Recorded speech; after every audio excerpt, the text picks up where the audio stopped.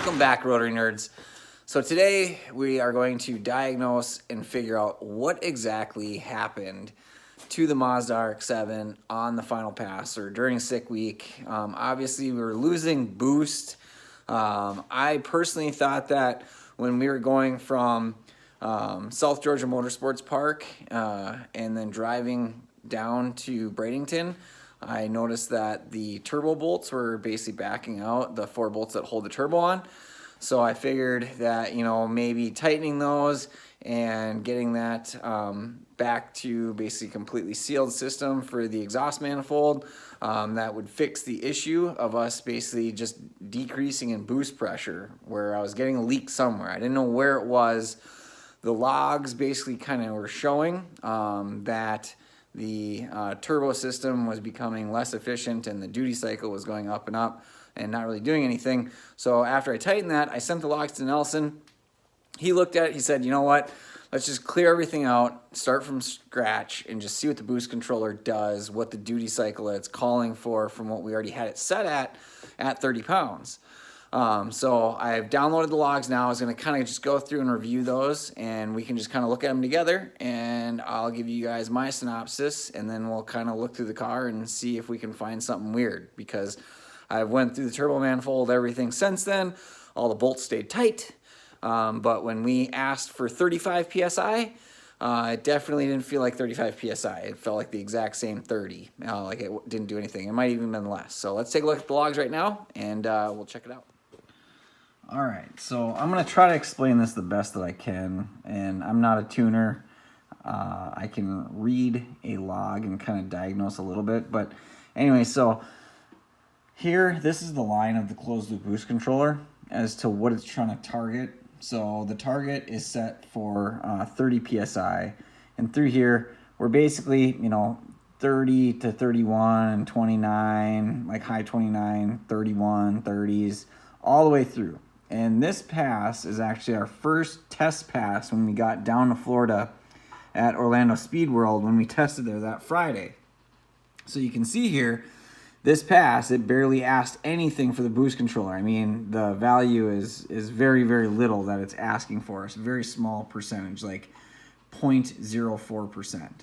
So now if I take the cursor here and I move to our pass that we had, and I just basically overlaid everything. So if I put this right over here to our last pass when I was asking 35 PSI.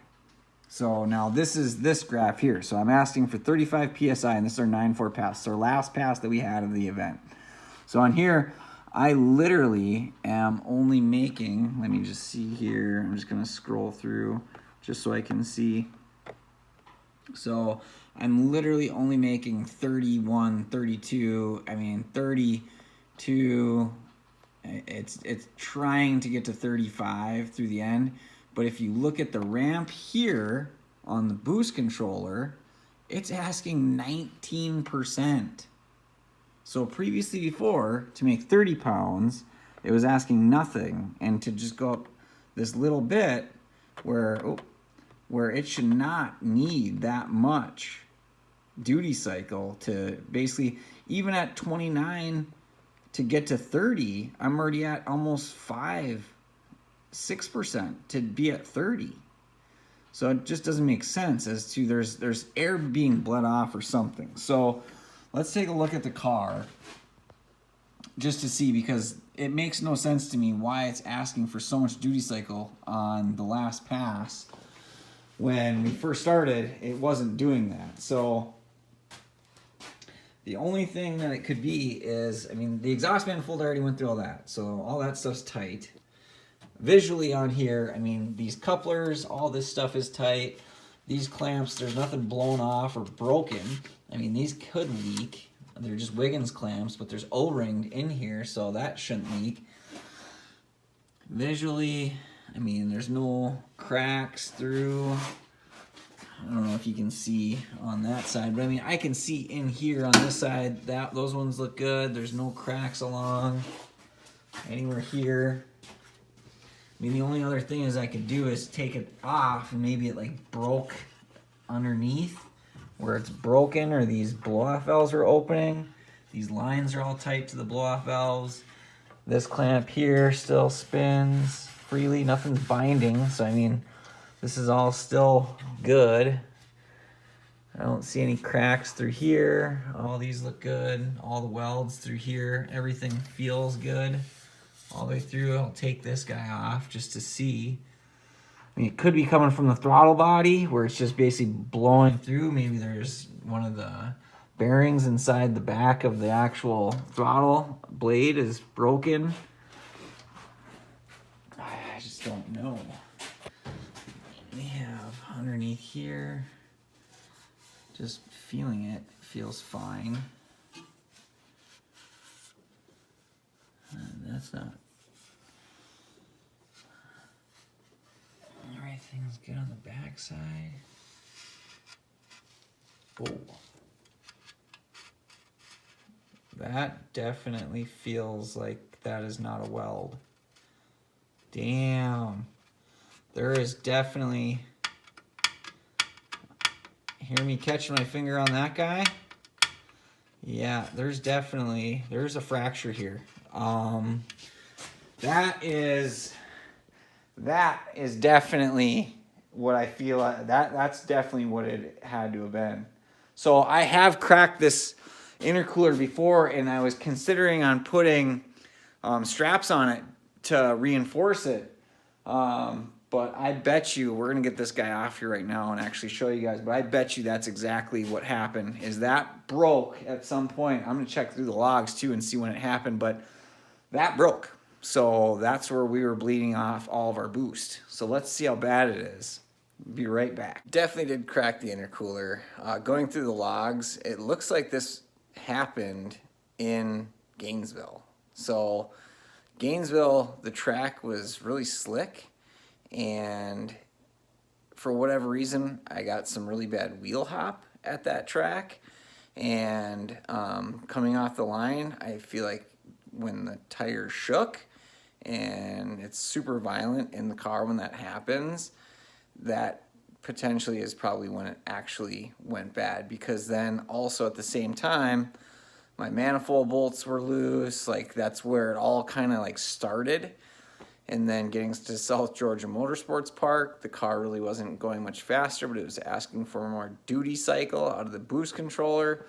And then I tightened the exhaust manifold bolts, all that kind of stuff. Tried to go through to figure out what that was, but that's what happened. So then when we got to Bradenton, in the first pass, we like reset all the boost controller settings to basically just to ask for 30 PSI as to what it was tuned for. Anything over and above that is the percentage that it's basically asking for in that closed loop boost controller. So if I have it targeted at 30 PSI, and I'm saying that it's, you know, asking 0% out of the boost controller, it's not true. It's at like 40 or 45% duty on the boost controller when it's making 30 pounds of boost. It's the fact that now when this crack happened, now it's asking for 20 extra percent on top of where it was already at to make the 30 pounds, which is astronomical. It shouldn't be that way.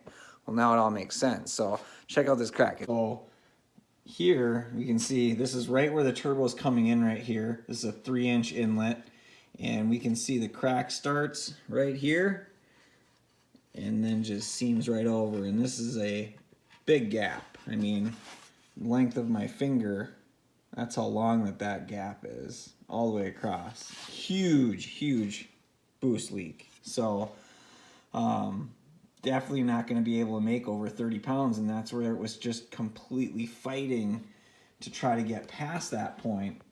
So now it all makes sense as to why we couldn't get that 35 PSI. But still, even with broken shit, we still managed to run a 9.4 at 147 miles an hour, which is, I mean, that's where it should have been, because the car was literally, I mean, it was lazy because it was trying to ramp that boost up. The boost curves were even lazier compared to what it was doing previously before. So yes, could it have went faster? 100%. That would have been our 8-second pass. I will bet that I will fix this intercooler. I will put reinforcement straps on it, put it back in the car, not change anything on the car, First time we go out, I guarantee we're probably going to be either bottom 9 or running 8 at the exact same boost level. I'm not going to change anything. I'm probably going to clear the boost controller. It might take me 2 attempts because it's going to have to learn that 35 PSI curve, but I guarantee we're going to get that 8.